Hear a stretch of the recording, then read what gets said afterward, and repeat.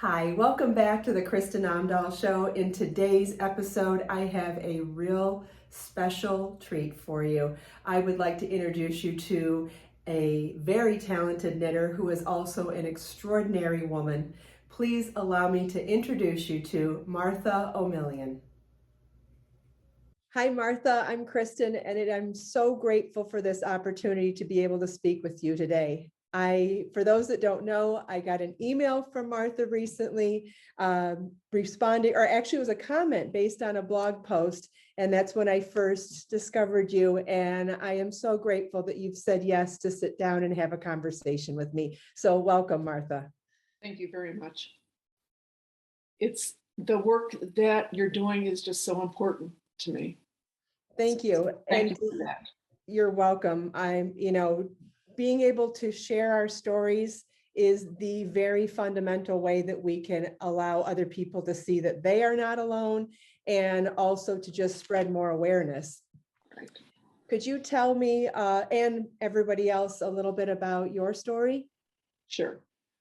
My daughter, Maggie Wardle, went to college at a local college. It's a private college in Kalamazoo College, and that was in 1999.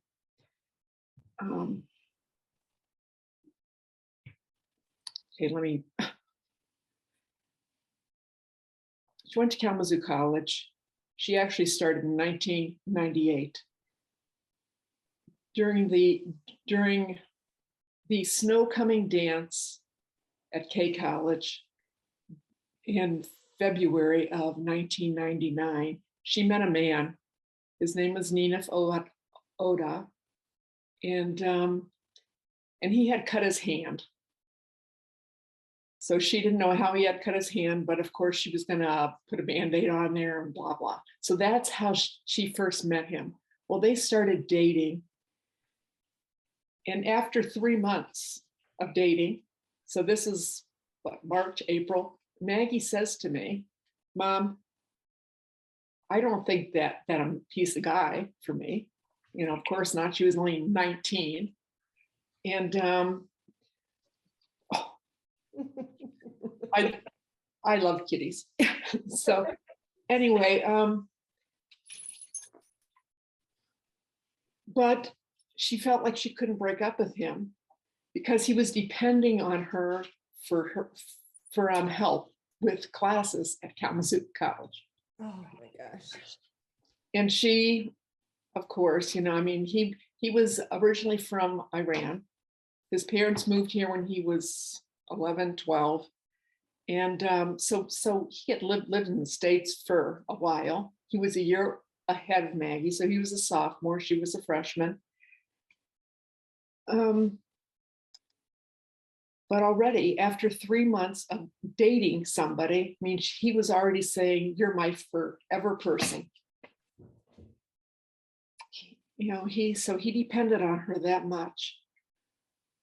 Well, she talked to me about it, and I said, "Maggie, you're just going to have to break it off cleanly, not have any more contact with them. You can't not lead him on, but you can't give him hope that, yes, this is going to be a forever thing, if it's not." Well, she had issues doing that, I think, because she felt sorry for him. His parents, his father especially, was really on him to do better in college. Maggie was the type of person, if Maggie got a B in anything, she was like having a heart attack. I have to get A's in everything. She was like that in school, high school too. That was just Maggie. Everything came easy to her, really. So since English was Ninef's second language, he sometimes had trouble writing papers. And he had to write a lot of papers at college. So Maggie would help him to write papers, to correct the grammar or whatever. Mm-hmm. He really got to depend on her. So, just looking back on things, and she never really talked to me about it. She talked some, and I guess if I would have known everything, I would have known right off the bat, because I was a psych nurse and I worked in the local state hospital. So, I would have known, and all these things I found out afterwards, well, I knew that they were danger signs. Okay. So after Maggie broke up with him. Maggie broke up with him completely then in, I would say, August. Okay. So they met in January. In August, she breaks up with him, but has been telling him all along, this isn't going to be a long-term thing.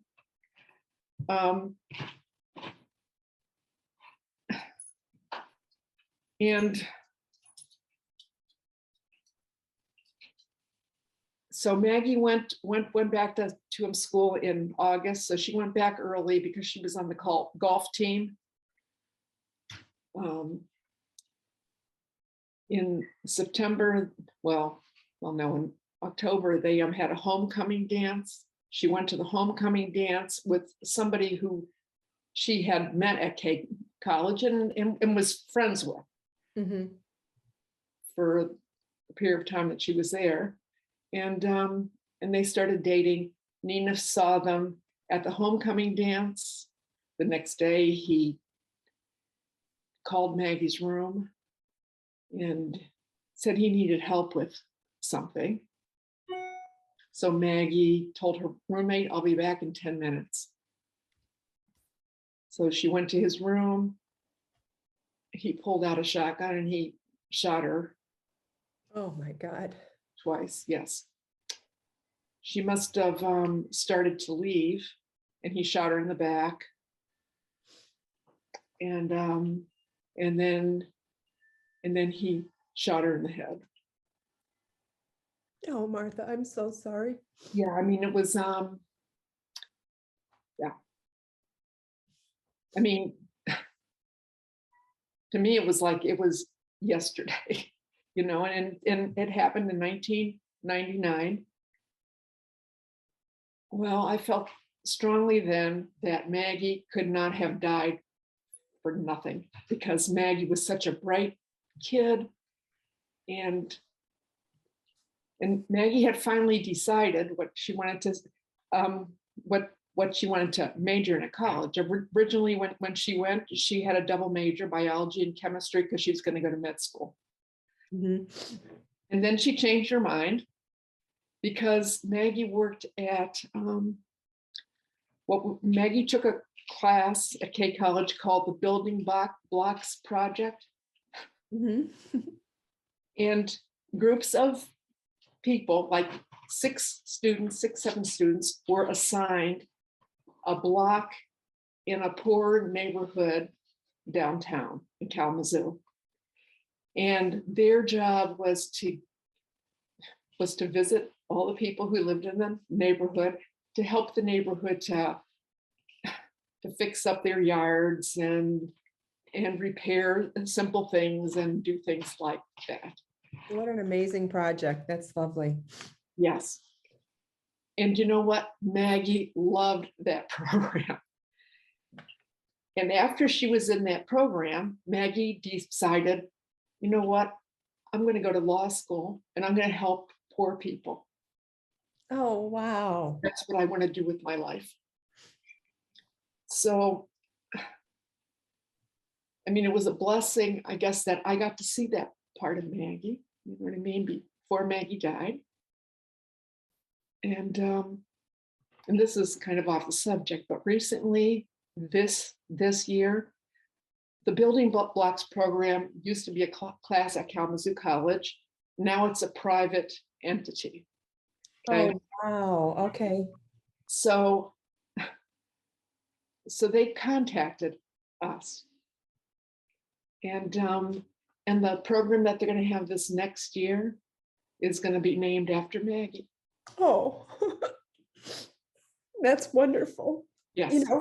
The fact that you got to see her light up when she found something that inspired her so much, we get to see that maybe once in someone's life. maybe twice sometimes, but you know, when you get to witness someone fall in love with their life passion, it is such a gift to see that. And I'm grateful that you got to see that, but to come full circle and see that it's grown and that they're going to dedicate it with her, that is so incredibly special. Thank you for sharing that with me. So yeah, so Rick and I, over the years now, since Maggie has died, I can't let this happen to anybody else. No mother has to feel like I do every single day. I mean, I'm not in a, and I will not sit in a corner and cry. I mean, you feel like it, but I can't do that in Maggie's memory. So my husband and I have worked really hard over the years. We've talked at the local high school here where Maggie went to high school, and my husband was a special ed teacher. And we've gone there and we talked to a class that they used to have every year. It was for 11th grade students, and it was to teach them how to get on with the rest of their life after high school. Okay. So part of the program was talking about relationships. So the teacher there knew my husband Rick, and so she asked us to come in and tell Maggie's story. And you know, and it's not a story that I want anybody to be afraid of, or, you know, if I get close to somebody, this is going to happen. The warning signs that Maggie didn't see is what got Maggie killed. You know, I mean, it's easy if somebody's smacking you around. I mean, it's like, hello, you know, it's probably isn't a good thing. But what happened to Maggie was so controlling. And people usually don't see that control thing. I mean, at first, when you start to date a person and they don't want you to see your friends, they just want you to see them, you know, it's kind of flattering. Well, you know, he doesn't want to see anybody except for me, you know, because I'm the, you know, the best thing since sliced bread. So. Well, and you can put your rose-colored glasses on about anything. And some of us were raised that way, or some of us come that way naturally. And we always try to look at the positive side of things. So it's really easy to try to form a box of normalcy around whatever's happening to justify it to yourself because you want to stay positive. I can relate to that. And and one of the reasons why I share so much is because I do not think those red flags are taught openly. And that's one of the reasons why I do believe in talking more and exposing more about the red flags. I 100% agree with you. Yes. So anyway, so we went to high schools, and we went every year to the same high school for 7 years, Rick, 7, 8 years. Yeah. Okay, and we also went to Kalamazoo College to talk. We went to Western to talk. In fact, Western wants us to come and talk after the first of the year again to a class. So yeah, so that's amazing. And there's new people every day that you could speak to. Yes. And you know what? And even though we talked to a class of high school kids, and what was interesting to see over the years, sometimes the boys in there, I mean, and this was pretty much when we first started in the first few years, always boys really not wanting to participate. And, you know, and William had a, I don't know what's called, a thing for them to do. We would pass out cards, you know, and they would have to put them in order what they thought was abusive, and then we would go around and talk about that. Oh, okay. Mm-hmm. Okay. Girls were real okay, you know, you can talk about that. Guys, I'm a lot of 16, 17-year-old boys just want to be the macho people, right? And they don't want to be embarrassed around their friends or say anything around their friends that might be gay or whatever, just so silly. But yeah, And you're saying that's changed over the years, or that changed over the years. I mean, the last 2 years that we went,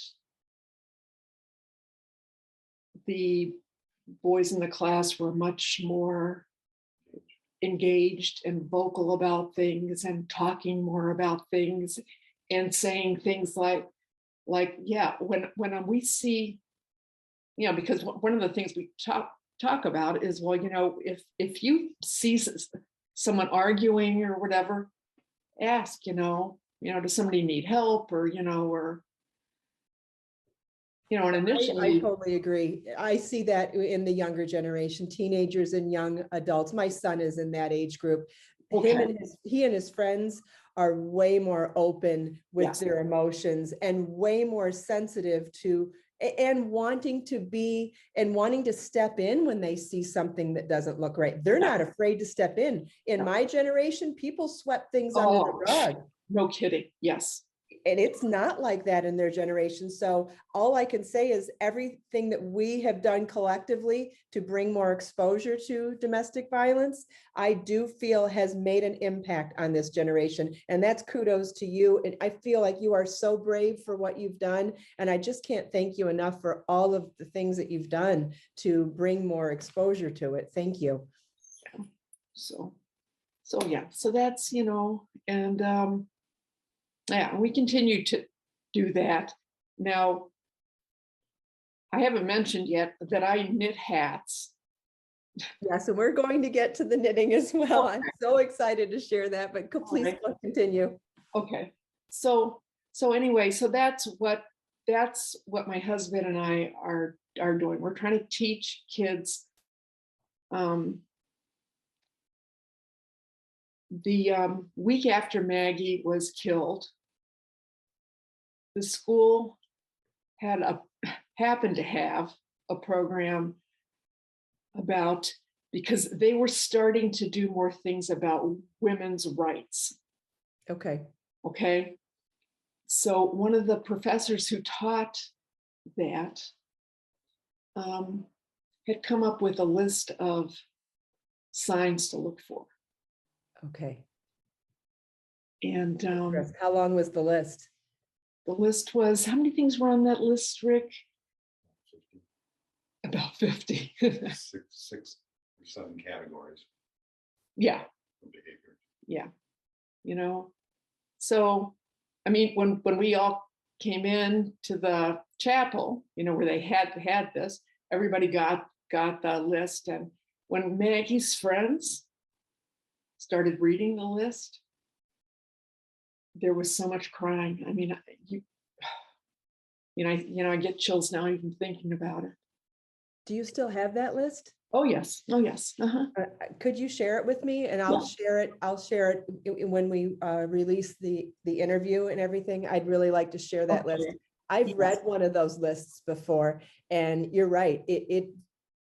I was a puddle after I read it, just realizing how many different minute aspects of everything that I had accepted and thought was normal, or this side of normal, but still in the range. It was shocking to read a list like that. Yes. And that's another reason why Rick and I went to schools to teach about that. There's so many things in there that you just don't. And I also made it clear, not every single thing on here is whoa, but you know what? No, it's in context. It has to be in context. Yes, I agree. It gives you something to think about, And I said, and I'm hoping that girls talk to their friends. Well, what do you think about this? And we need to have more conversation, And and it's also, I mean, after every single time that Rick and I talked, at least one girl would come up to me afterwards and say. So then, I mean, and there were people in school who they could talk to then, but yeah, I mean, so many kids, I think, are embarrassed. Kids should not be embarrassed. And friends, I mean, it takes an average of 7 times of somebody leaving before they actually say, I'm out of here. Right. You know? And sometimes friends get, well, so it happened again. I told you last time to leave. You know? Right. And so that's something else that we really talk about. Don't give up on your friends. This is a time when friends really need each other. And it might not be the most comfortable time, but this is when you really need each other. And that person needs somebody to talk to. And if you say, well, I've heard this already 4 or 5 times, you're not listening to what I'm saying, you know, the average is 7 times. So just, you need to be patient. And we all need to be patient with each other. Yeah, more compassion, more patience, more understanding, and more awareness. It comes back to awareness. The people that are less compassionate, do they know that that's the average? Maybe not. Right. Right. Yes. Yes. So, you know, so that's what we tried to teach. Well, the teachers class we went into retired. So guess what? You know, they're not having that class anymore. Oh, I thought you were going to say they asked you to come and teach it. No, okay. Oh, so the whole thing is done. Okay. So the whole thing is done for now. But my husband and I aren't done with this yet. I mean, we're going to be going to the school, but you know, the whole COVID thing has gotten in the way of things. You know what I mean? Yes, for sure. That does add a lot of challenges. Yes. So Yeah. as soon as COVID's done and we can go back in the school and talk again, I mean, it's an important thing, and it's a lifelong thing that kids need to be aware of. I mean, stuff that you learn in this class, I really believe it's stuff you can take with you. Absolutely. I mean, I am, you know, and my father was an alcoholic. And when he drank, he beat my mother. So I grew up in an environment like that.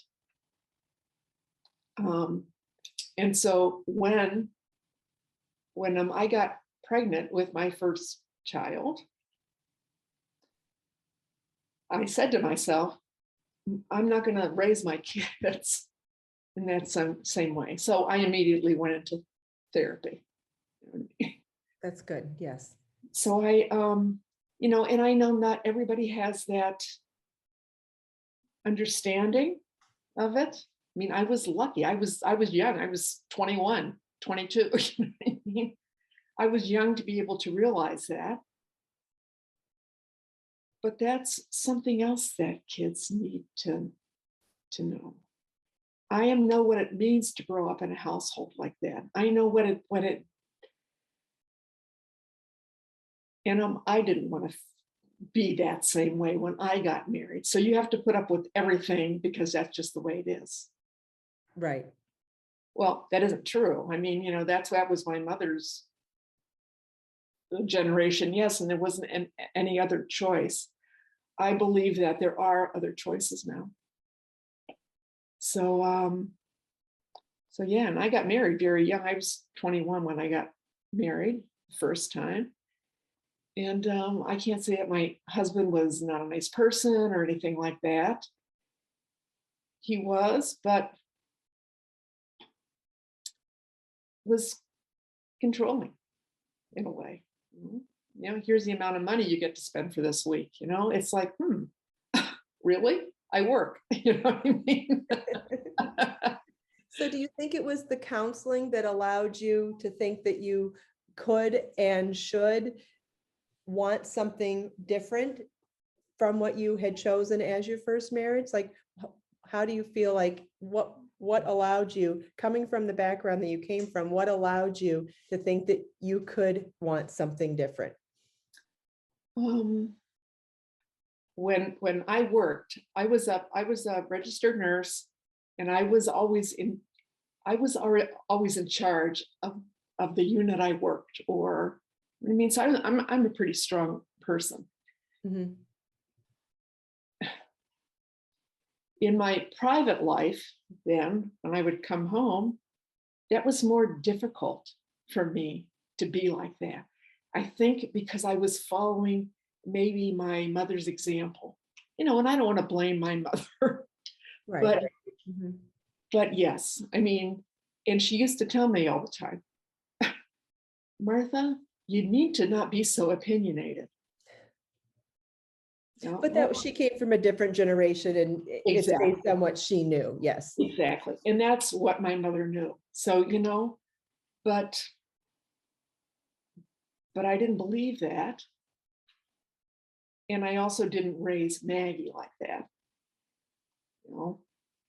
And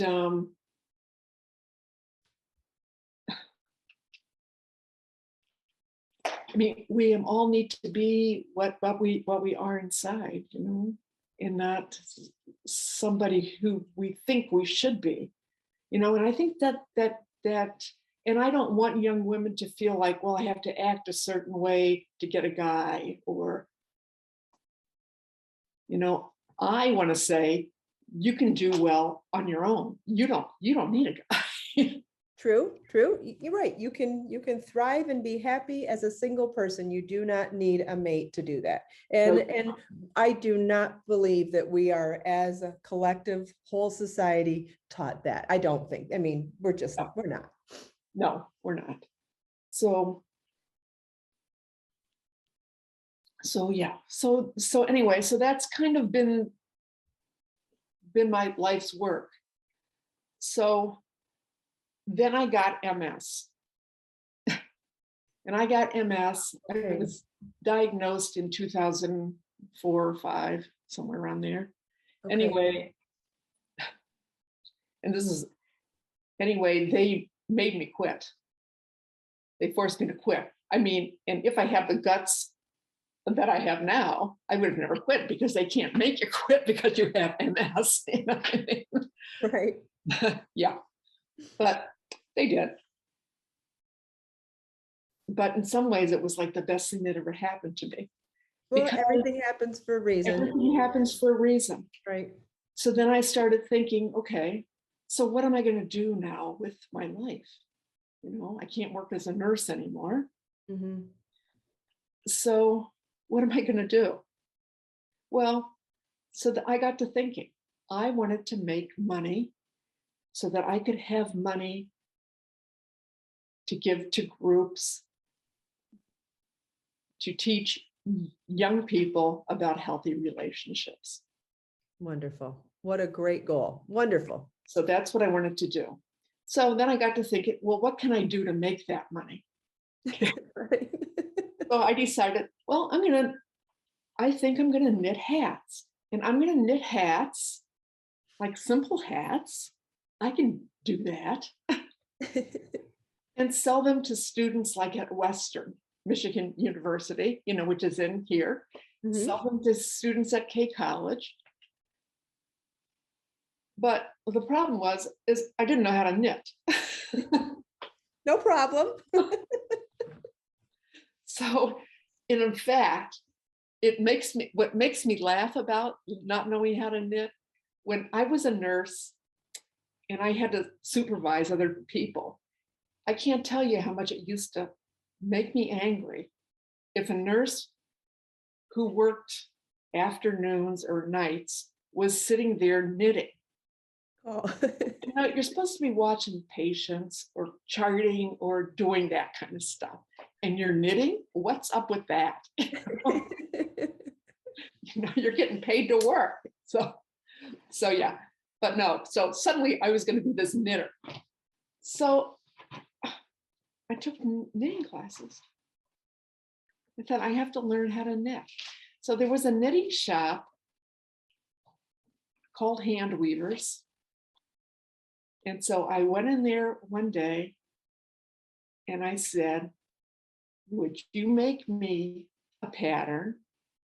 And I told the woman who owned it what it was for. Well, of course, she starts sobbing because, because her daughter owned the shop with her, so she's very, very close to her daughter.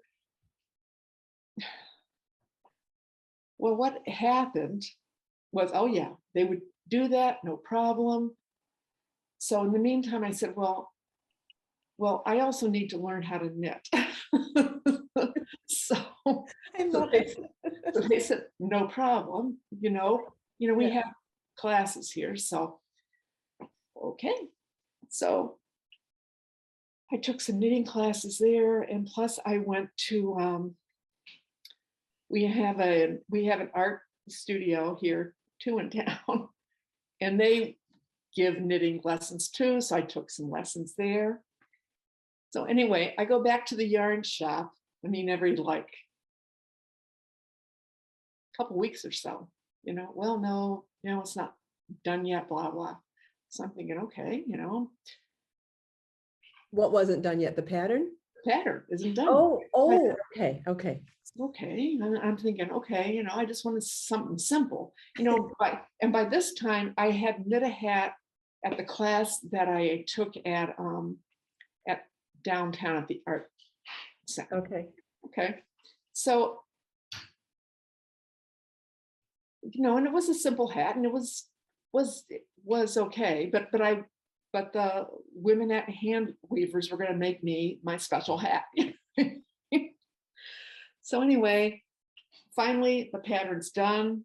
I go there and I look at the hat, and it's like, oh my God, I can never knit that hat.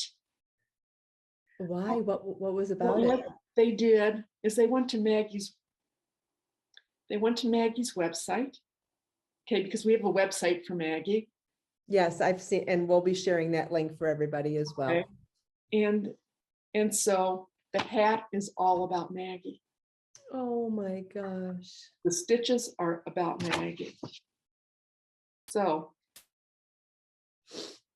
I also went to your website or your store, and I bought your yarn. I bought a skein of your yarn. Oh my gosh. And I made a Maggie's hat Oh my gosh, it's so beautiful. out of your yarn. Yeah.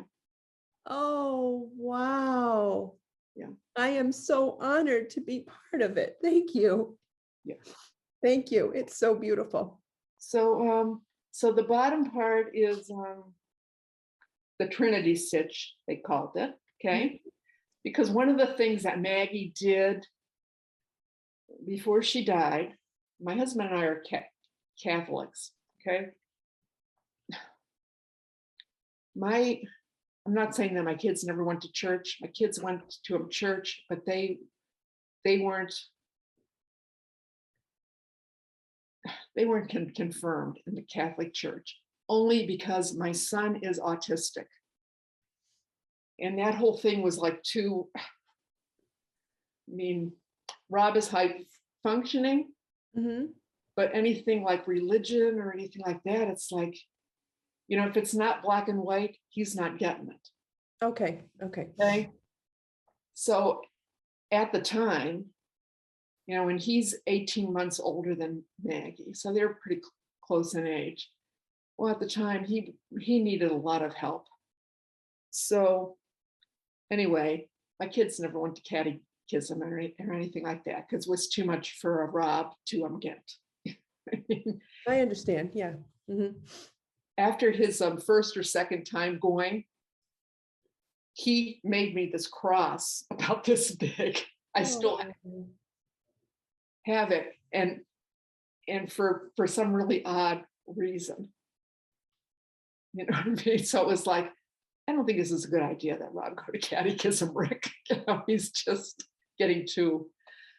So anyway, so that's why they never went. Well, Maggie's aunt on her father's side of the family. Okay, her biological father is not Rick. Right. Okay. So wanted Maggie to be godmother to one of her children who she adopted. Well, Maggie couldn't because she wasn't confirmed. Oh, okay. Okay, I see. All right. So Maggie decided that she was going to get confirmed because she wanted to be the godmother of this child. Oh, that's so sweet. So she went and did that when she was in college. Yeah. So anyway, I mean, that's the long, convoluted story. But So that's how the Trinity stitch but is this is significant. the Okay. Trinity stitch, and that's why it's significant. Now, right above that are people holding hands. Oh, I see it in the cables. Yes. So people are holding hands. And the way that your yarn came out, it's just amazing to me that all the people have the same color head. It usually doesn't turn out. You know what I mean? So it's like, oh, yeah. Yeah. So those are people holding hands. Right. It's like you can see they're different. You can see the head and the arms because of the color change. Yes. Oh, that's beautiful. What's next then? And then above them are birds and butterflies Oh, flying in the sky because Maggie loved butterflies. So, and Maggie loved bugs. She was a bug collector person. She said, Mom, please don't tell anybody at college. Yes. I said, Maggie, I think that's exciting, you know? I mean, but that's okay. And yeah. So that's the 3 basic parts of the hat. it is absolutely beautiful. Each stitch pattern is beautiful on its own, but combined, the significance of all of them, it is just extraordinary. So my next question to you is, obviously you learned how to knit these advanced stitches then too. Like, to start from a basic stitch, you had to up your game for this hat. Big time, yes. So it's like, okay. And now there's some people who see the pattern and say, oh no, that's too hard. I could never make that. Don't even tell me that. Yes, you can. You can break anything down into simple steps. Yes. You can learn anything when you break it down into steps. So it's not difficult, but from where you were in your knitting journey, it would have looked a little daunting at first. Yeah. But yeah, and the first hat I made, I bet you it took me like almost 2 months to make a hat. Not anymore though. No, it doesn't take me 2 months anymore. I mean, it takes me 2 days. Right. You know what I mean? I mean, because I don't work anymore, so so I knit. I mean, it would probably take you less than that because you're a far better knitter. Sure. It's just practice. The more you do anything, the quicker you get at it. That's all. And I've made so many hats now. It's and then there's a pocket here. So in case you want to go for a walk and wear your hat and you want to put money in there because you want to stop and get coffee on the way or something. Oh, that's great. I was going to ask you about the hat. I did notice it right there. That's adorable. You know, or you want to put your house key in there or whatever. And this heart, the heart is also on every hat, just because, you know, it's for love. So, and a friend of Maggie's who went to high school with Maggie, and Maggie even knew her before that. Anyway, she's a potter. And she also went to K College. And she knew as soon as all the police cars came to K College, she had a feeling that it was Maggie. Oh my gosh. You know, isn't that something though? And anyway. I wonder if she had thoughts that the signs that there were red flags, and it was something that she couldn't put words to, couldn't put her finger on it, but something, her spidey sense said something was wrong, right? Yes. Yes. Oh my gosh. Yes. So she makes the hearts. So the hearts are ceramic, and then she puts a decal butterfly on there. But yeah. So when I make a hat, and I've made many now, but you know what? I think about Maggie as I'm making the hat, of course, you know, and yeah. So it's so powerful when you can put your thoughts and intentions into every stitch. That I do believe in that really intense power that you can, whether it's giving a gift to someone, making something for someone, or just sharing your energy in your intention. It's very powerful. Yeah. So now you went from giving the hats to kids at the college to now selling them to raise money. Selling them to raise money. So you have to have a certain amount of, so Rick and I decided, well, we're going to join the Kalamazoo Foundation. Okay. So, I mean, so you just can't go there and say, well, I want to belong to this. I mean, you have to give a certain amount of money, you know? Oh, okay. It's like to start. So it's like what, $15,000. So Rick and I took savings, and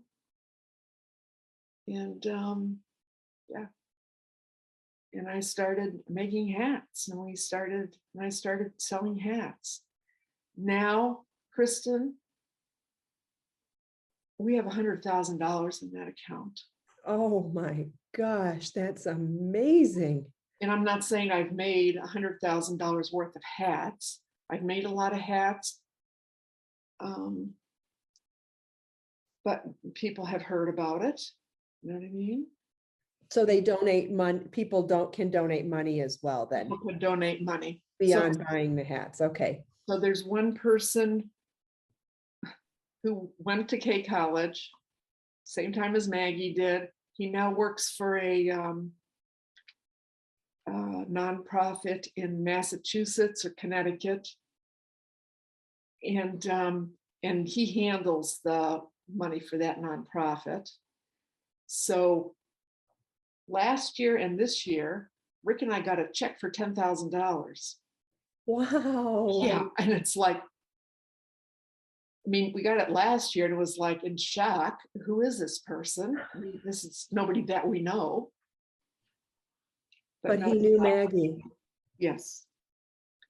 He knew Maggie, and he must know what Rick and I are doing. Right. So again, this year, in December, we get $10,000 check again. So I don't know if he's going to do it every year. But anyway, yes. Yeah, no pressure, but that's amazing. Yes. Wow. Yes. Which happened to work out great because Rick and I go to a show every year that sells things that people make. I mean, we got into that show, and the woman who runs it, she was a victim of domestic violence. So when she found out what I was doing, she gives me a table for free, which is fantastic. So that's where I make the money for the foundation. Okay. Anyway, with COVID, we haven't been able to go for 2 years because because people come from all over the country to this show. Mm-hmm. And is it there in Michigan near where you live? Yes, it's not far from where we live. It's at the where they have the hockey games. Mm-hmm.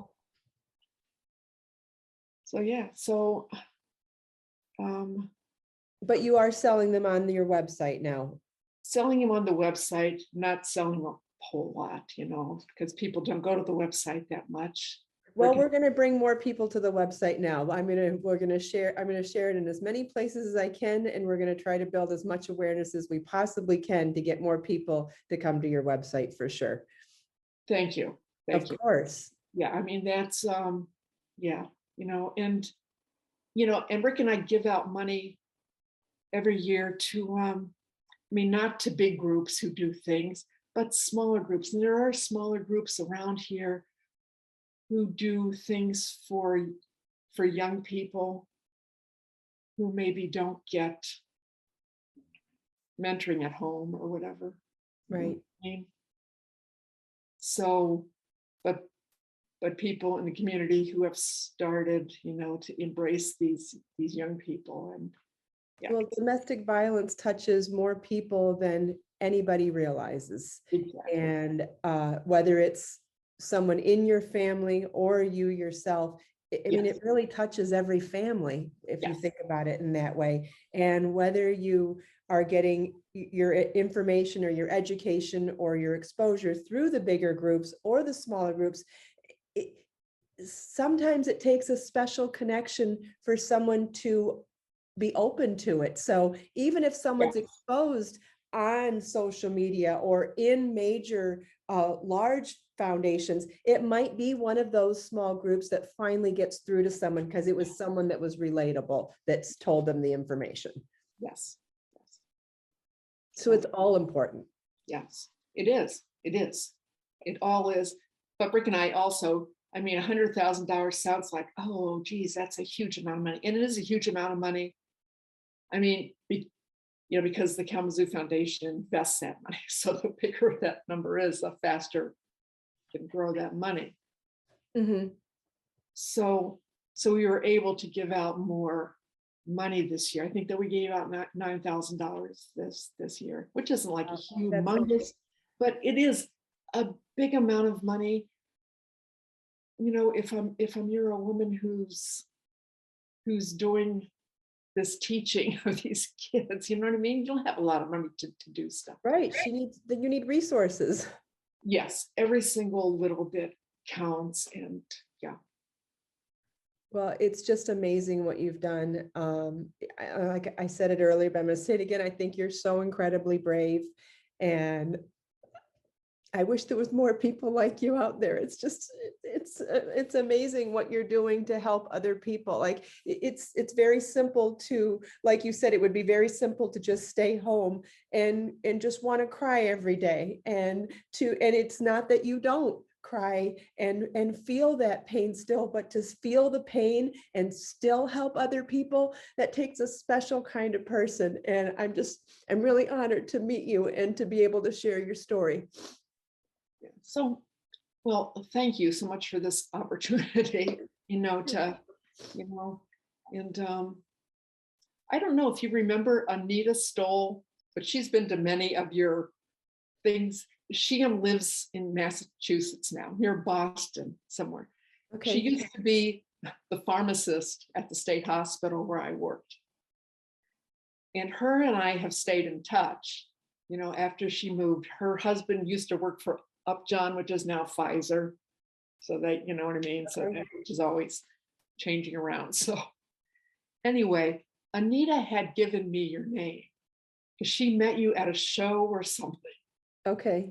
She said, Martha, you need to contact her. She reminds me so much of you.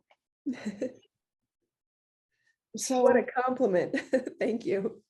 So and this was, I don't know, in October.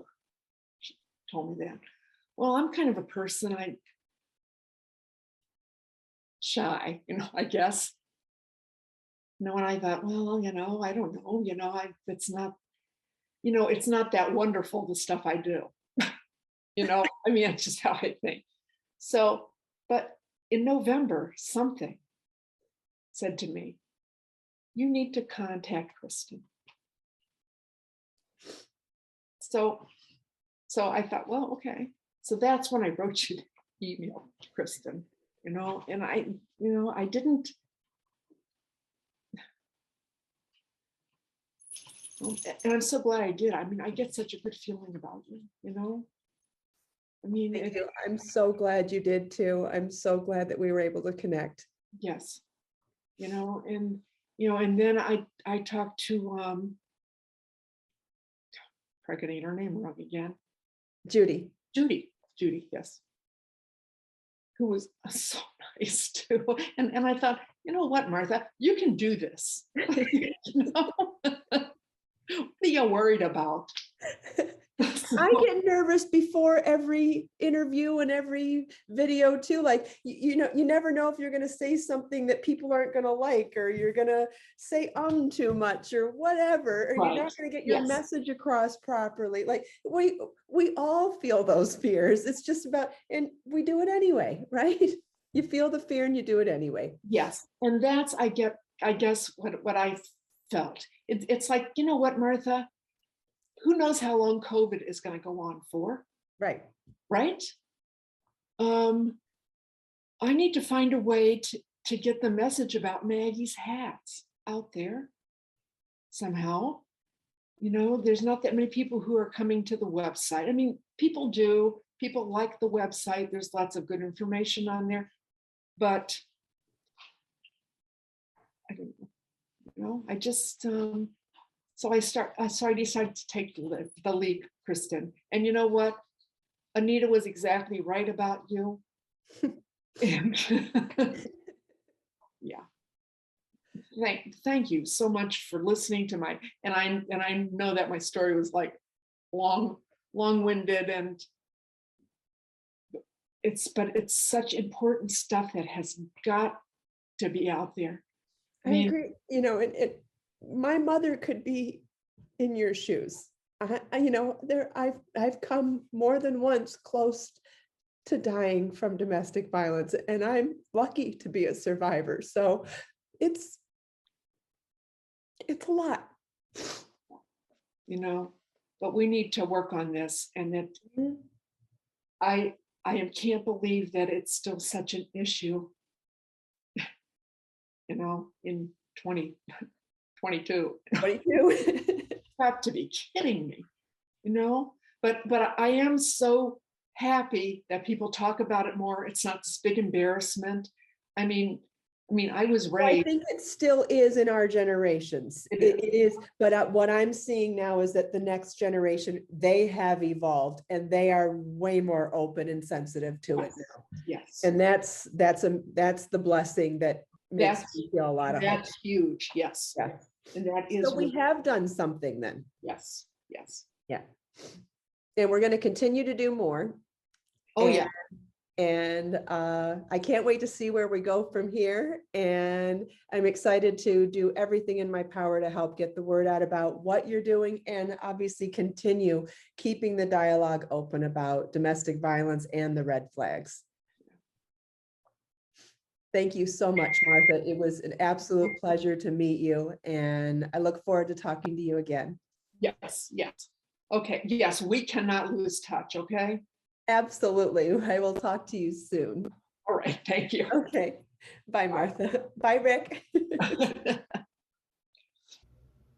I hope you enjoyed this video. I had such an honor getting to speak with Martha, getting to hear about Maggie's story, and such an incredible opportunity to be able to share everything that Martha is doing with all of you. All the links for everything we talked about in this video will be provided in the video description below. Let us make time to create, share, and inspire today and every day. I'll see you in the next video.